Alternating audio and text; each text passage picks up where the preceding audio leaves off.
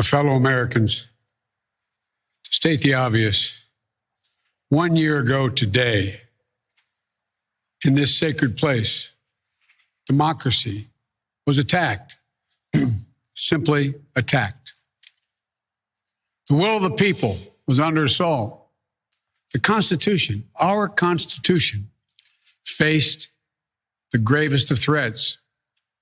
Outnumbered in the face of a brutal attack, the Capitol Police, the D.C. Metropolitan Police Department, the National Guard, and other brave law enforcement officials saved the rule of law. Our democracy held. We, the people, endured.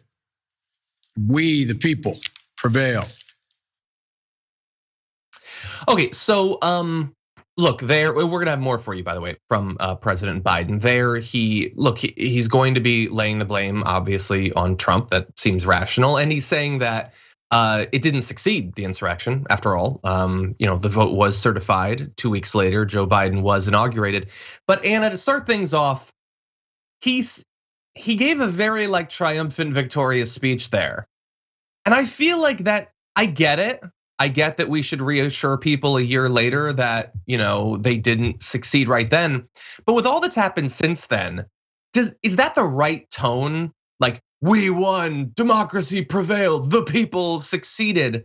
With all that's happened between last January 6th and this, that to me feels like it's hiding more than it's revealing about the state of American democracy. I think it's part and parcel of what we've seen in American politics for a very long time, especially with the Democratic Party as of late. It's this real disconnect from what's really happening in the country, especially when it comes to the whole issue of our democracy and how easily the Republican Party has eroded the democratic process on a state level, especially. So there's the issue, of course, of the country just being incredibly divided. And it's gotten worse since January 6th. On the very issue of January 6th, you have a huge portion of the country that will not accept the results of the 2020 election. They genuinely believe that Donald Trump had won, and they believe that they may have to use political, or not even political, they may have to use violence in order to take the country back. In fact, a recent poll showed that the number of Republican voters who think they need to resort to violence has unfortunately climbed to 40%. And so that is, of course, lost in this hopeful, optimistic speech, which we'll later talk about some of the tough talk he had for Donald Trump. But the other issue is, what about all the voter suppression laws that have passed in these battleground states, places like Georgia, places like Florida?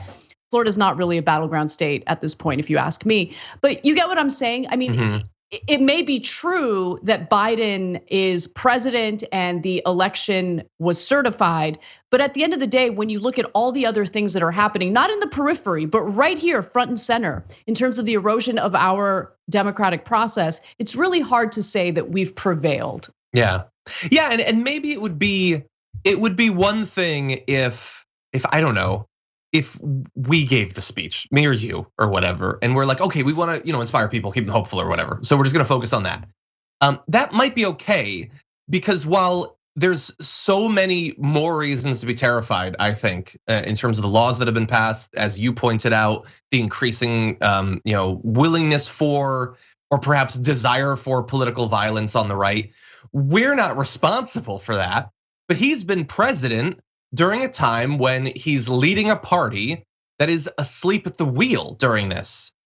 So it's kind of convenient for him to want to focus on how democracy prevailed and the people are awesome and everything. Why don't you pass a bill to end the practices that have been going on this last year? I'm not saying that Joe Biden unilaterally, or even all of the Democrats, can get the Republicans away from the brink, like them diving over into full on fascism and wanting their political opponents to be killed.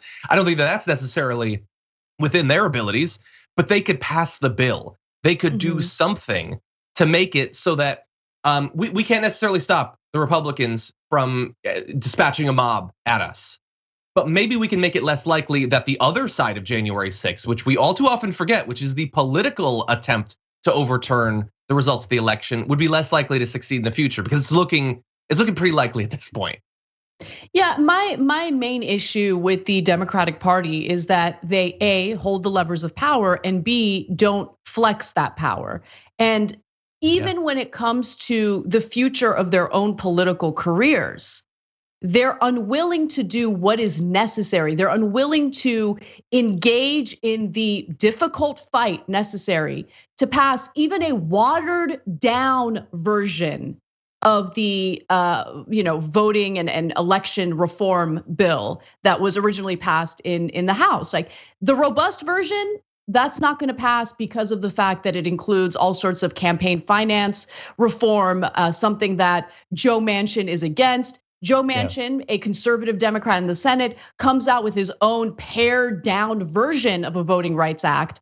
And they can't get that passed because it would require them to, at the very least, reform the filibuster. The very filibuster that Biden has been supportive of and has been unwilling to do away with in the context of a social spending package. And so people will come at me and say, no, but Biden says he supports a carve out. Well, yeah, Biden also said that he supported his own Build Back Better agenda, but he didn't fight for it.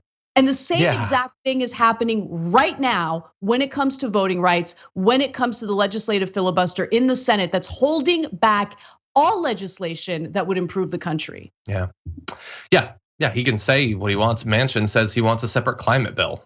Okay, he said it. What is that worth? Anyway, let's go back to things that are being said. Here is a bit more of Joe Biden's speech where he turns the focus on Donald Trump as the instigator of the insurrection. And here's the truth. The former president of the United States of America has created and spread a web of lies about the 2020 election. He's done so because he values power over principle, because he sees his own interest as more important than his country's interest, than America's interest. And because his bruised ego matters more to him than our democracy or our Constitution, he can't accept he lost, even though that's what 93 United States senators, his own attorney general, his own vice president, governors and state officials in every battleground state have all said he lost. That's what 81 million of you did as you voted for a new way forward. He has done what no president in American history, the history of this country, has ever done. He refused to accept the results of an election and the will of the American people. That is true. Everything that Biden just said there is true.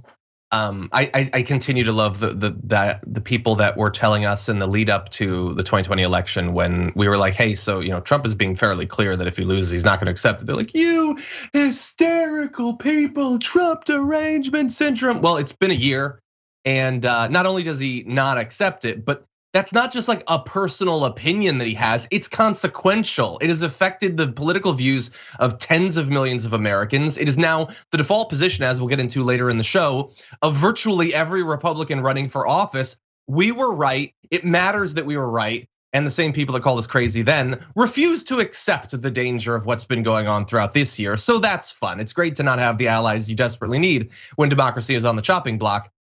But anyway, Anna, before you jump in, that commentary that he just made, laying the blame obviously and appropriately on Donald Trump, is already drawing the sort of responses that you would expect.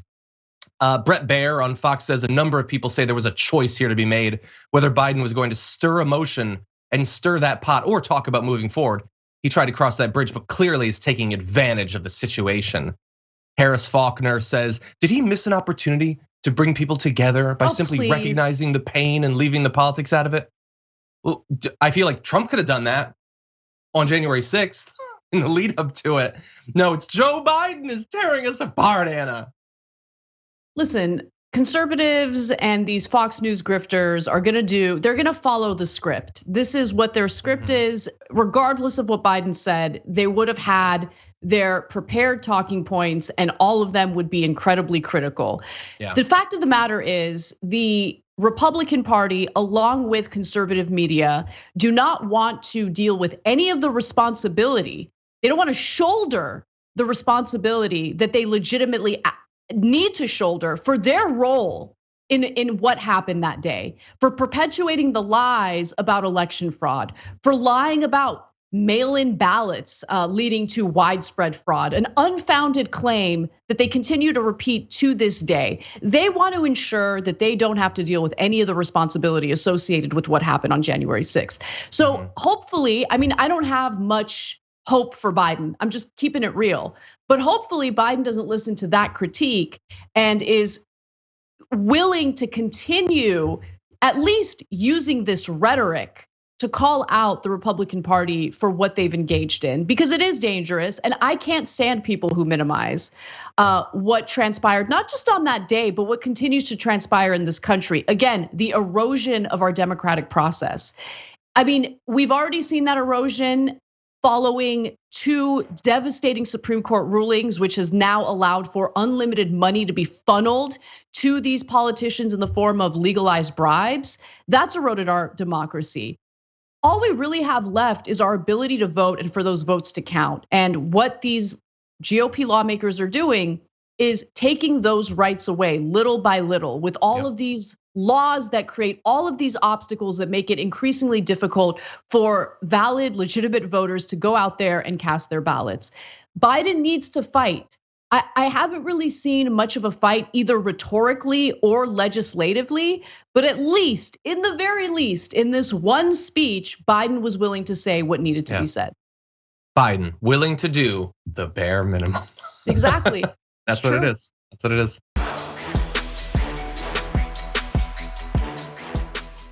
For more political news breakdowns, interviews, stories of activism, and me trying my hardest to care about the occasional big celebrity news story, subscribe to our YouTube channel at youtube.com/The Damage Report. And you can ring the bell wherever it is so you don't miss anything.